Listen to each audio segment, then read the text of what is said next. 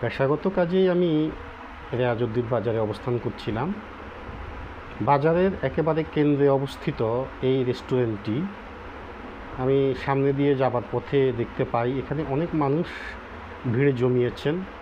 একেবারে সারিবদ্ধভাবে মানুষ দাঁড়িয়েছেন। মানুষের এই সারিবদ্ধভাবে দাঁড়ানো দেখে আমি একটু কৌতূহলী হয়ে উঠলাম। সেখানে গিয়ে জানতে পারি মানুষ খাবার কেনার জন্য, অর্থাৎ পরোটা কেনার জন্য মানুষ সারিবদ্ধভাবে দাঁড়িয়েছেন। সাধারণত সন্ধ্যার পরে রেয়াজুদ্দিন বাজারের ব্যবসায়ীরা একটু নাস্তা করে থাকেন। সেই নাস্তার জন্য এই দোকান থেকে বা এই খাবারের দোকান থেকে কিংবা রেস্টুরেন্ট থেকে পরোটা কিনতে এসেছেন।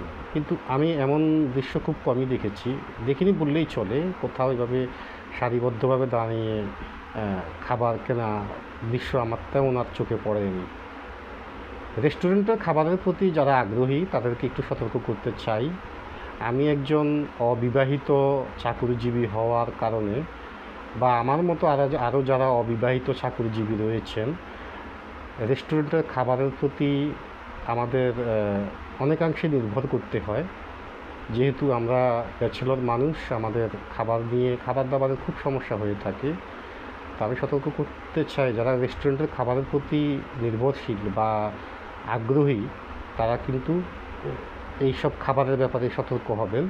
কেননা এইসব লোকাল রেস্টুরেন্টের খাবার অনেকাংশেই অনিরাপদ হয়ে থাকে এবং এসব খাবার খেয়েই অনেককেই অসুস্থ হতে দেখা যায়।